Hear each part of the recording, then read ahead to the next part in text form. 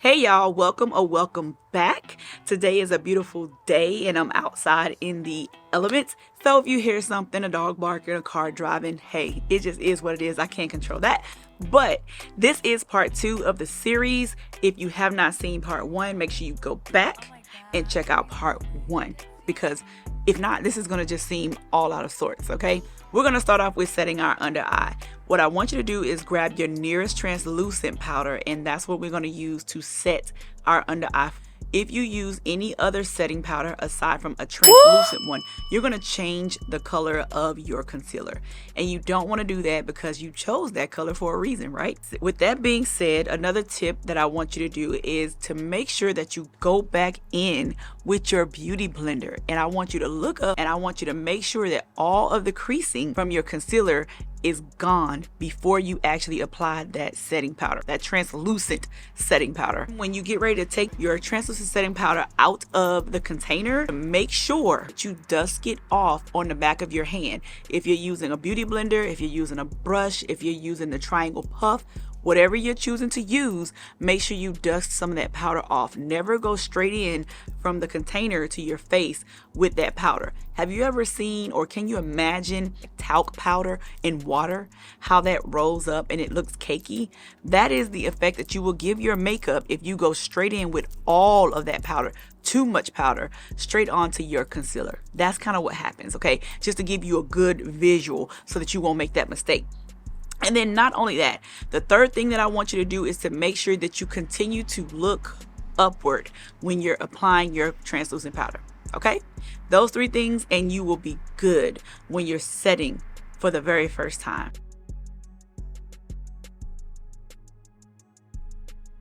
Now, moving on, we're gonna do our blush, honey, because to me, every makeup look just deserves a very good blush. I use my Rare Beauty, my cream blush that you always see me use. This time I didn't use a beauty blender to put it on. I just basically put a smaller amount. I put it on the highest portions of my cheekbones because this is a look where I want you to see the red. And I knew I was gonna put on red lipstick, so I wanted them to complement one another. So I put it right where I wanted it and I concentrated it there, put a smaller amount, and I used just my brush because remember, when we use a brush, it takes less product off. If you don't want to use a brush, you can go ahead and use a beauty blender. Not a problem, same thing, you just blend it in, okay? Now, this next step is the contour. Everyone does not need to contour. Everyone does not have to contour. But if you want to contour, then I'm your girl. I'm gonna walk you through contour in detail. This product right here, this one just scares me. Every time I put this product on, I believe that I'm going overboard. However, it is not me. It is the fact that it is just a dark shade. This is LYS and the shade Worthy. Starting off with where to apply it when we're talking about on the side. I would apply it right here by my tragus, and then I will come down to the top of my cheekbone, like feel where the top of my cheekbone and my tragus. That will give you about maybe like a 2-inch span from that point to that point. That's it. Especially if you're going to use LYS. When I say it is the definition of a little goes a very long way, it is the definition, the true definition. If anyone has ever used it and you're watching this video, drop a comment down below and let anyone who has not used it know exactly how LYS works, okay? Moving forward, if your face shape is like mine, these are the tips that will work for you. I should have said that in the beginning, but this is what will work for you. Here on my hairline is where I will generally apply the next section of the LYS right here. And then I will apply it right here at the top of my forehead. That is the application. Those are the areas that you will see me put it. Now let's talk about blending. Same thing with the concealer. I'll say it time and time again. You can choose to use your beauty blender, or you can choose to use your brush, or you can choose the hybrid approach that of course I love so very much. So I start off with my brush because I want that precise application, right? So here we go. On the side, when you take your brush, you're just going to push it in and back into your hairline, back into your tragus, I should say. Right here, push it in and go back, push it in and go back.